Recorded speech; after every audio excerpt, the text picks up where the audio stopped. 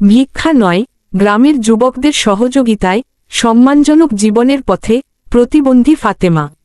দিনাজপুরের বীরগঞ্জ থেকে গোকুল চন্দ্র রায়ের পাঠানো তথ্য ও ভিডিওচিত্রে দেখুন বিস্তারিত। জন্ম থেকেই প্রতিবন্ধী, বয়স ৭৫ বছর, দুটি পা প্রায় অচল। জীবনযুদ্ধে টিকে থাকতে একসময় নেমেছিলেন ভিক্ষাবৃত্তিতে। আজ সেই পথ ছেড়ে সম্মানের সঙ্গে দোকান চালিয়ে জীবন কাটাচ্ছেন দিনাজপুরের বীরগঞ্জ উপজেলার নিজপাড়া ইউনিয়নের দামাইক্ষেত্রু গ্রামের ফাতেমা বেওয়া। গত রমজানের ঈদে স্থানীয়দের সহযোগিতায় একটি টিনের ঘর এবং ছোট একটি দোকান করে দেওয়া হয় ফাতেমাকে। সেই ঘর ও দোকানে একাই বসবাস ও ব্যবসা করে বেঁচে থাকার লড়াই চালিয়ে যাচ্ছেন তিনি। ভূমিহীন ও গৃহহীন ফাতেমা বর্তমানে সিরাজুল ইসলামের জমিতে এলাকাবাসীর সহায়তায় নির্মিত ঘরে বসবাস করছেন। তার দোকানে প্রতিদিন গড়ে ১৫০ থেকে ২০০ টাকার মতো বিক্রি হয়। এই সামান্য আয় তিনি কোনোমতে দিন চালান। অসুস্থ হলে চিকিৎসার ব্যয় বহন করতে পারেন না, তখন স্থানীয়দের সহযোগিতার দিকেই তাকিয়ে থাকেন। ফাতেমা জানান, এলাকাবাসীর অনুদানে আমাকে একটি টিনের ঘর দিয়েছেন। তারেক নামে এক যুবক দোকানে কিছু মালামাল তুলে দিয়েছে। এই দোকানের আয় দিয়েই কোনোমতে বেঁচে আছি। আমার ৩ মেয়ে, কষ্ট করে তাদের মানুষ করেছি ও বিয়ে দিয়েছি। তারা কেউ তেমন খোঁজ নেয় না।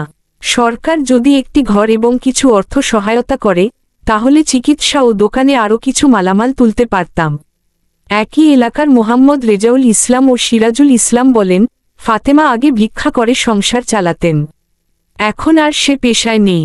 এলাকার কিছু যুবক উদ্যোগ নিয়ে দোকান করে দিয়েছে। এটা খুবই প্রশংসনীয়।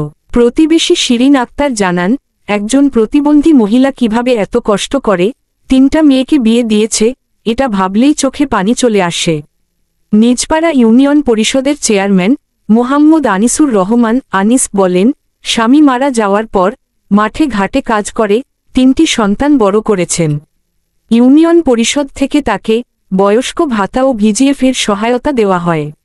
বীরগঞ্জ উপজেলা নির্বাহী কর্মকর্তা ইউএনও মোহাম্মদ তানভীর আহমেদ বলেন, ফাতেমা বেওয়ার মতো সংগ্রামী মানুষদের পাশে থেকে সম্মানজনক জীবনযাপনের সুযোগ করে দেওয়া আমাদের দায়িত্ব। উপজেলা প্রশাসনের পক্ষ থেকে তাকে প্রয়োজনীয় সুযোগ সুবিধা দেওয়ার সর্বোচ্চ চেষ্টা করা হবে। মরা কালিম আমি মানুষের বাড়ি কাজ করছি, ছোয়া পোয়া কষ্ট করি মানুষ করছি, মানুষের বাড়ি সাহায্য নিচ্ছি বা পাড়ায় পাড়ায় আমি ভিক করছি, করিয়া ছোয়া পোয়া মানুষ করিয়া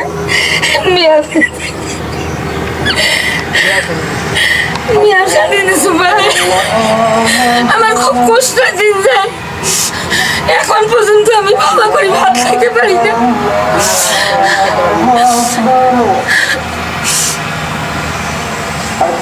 ব্যায়াম অসুখ নাগার আমার আছেই।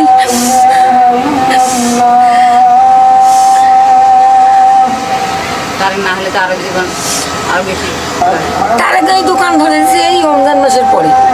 তার আগে আমি নিজেই কষ্ট করি ভিক করিয়া দাঁড়ে দাঁড়ে বেড়াইয়া খাইছি। শক্তি নেই বেরোবা, কোটে গাছতলায় বাসতলায় বসিয়া জিরাও, সুতি থাকো কান্দ, এত কষ্ট করছু আমি। এই কষ্ট করিবার মতন আল্লাহ যাতে আর কখন আনে, যা দিছে মুখে দিছে।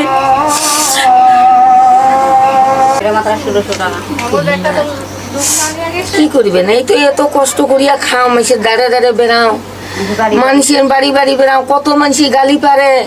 এইভাবে মানুষের বাড়ি যাও, মানুষের চাহি আনো, আনিয়া ছোয়া পোয়া খিলাইয়া মানুষ করনু, ছোয়া পোয়া বিয়া দিনু, নাতি পুতিক মানুষ করিয়া বিয়া দিনু। এলা কেউ কাকো চিনে না, আমাকে কেউ চিনে না, আমি একাই এখানে পড়িয়েছি। এগুলা পাড়ার গ্রামবাসী দেখবে না পারিয়া এক ব্যক্তি আমাকে দোকান ধরে দিছে। এই তো এই রমজান মাসের পরে।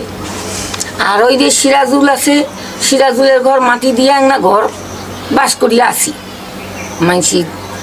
মানসি টিন দিছে হাফ বান, কাহো দিছে 1 বান, এরকম করে কাহো দিছে টাকা পয়সা বাঁশ বেউ এই চাই খুঁজি আনিয়া এই ঘরটা উঠাইছি মাইসের থেকে। এখন পাও চলে না, আমি প্রতিবন্ধী, আমার পাও চলে না, একটা নাঠি নেই, নিয়া ঢেকুনা দিয়া অঙ্কুরি বেড়াই, হাঁটতেও পারি না, খাইতেও পারি না। আমি যে চলি আমি খাই এখন পর্যন্ত দোকানটা করিয়া আমি ভালোভাবে সেটা খাইতে পাই না, এত আমার কষ্ট। তবু আমি কাকু প্রকাশ করি না। সে আল্লাহর উপর হাত তুলিয়ে নামাজ পড়িয়া আল্লাহ থেকে দোয়া চাও যে আল্লাহ আমাকে এইভাবে নিয়ে যাইস।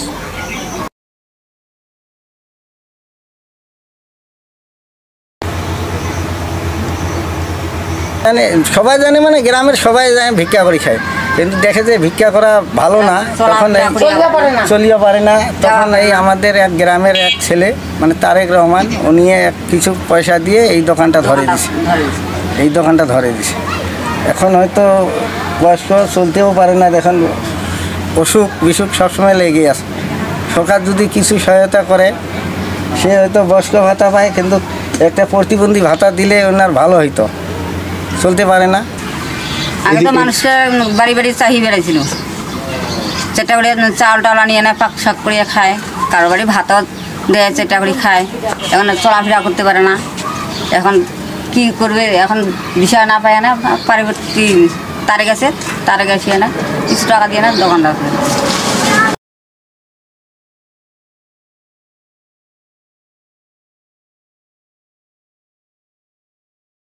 উনি তো দরিদ্র মানুষ, চলতে পারে না, তার ছেলেপেলে নাই।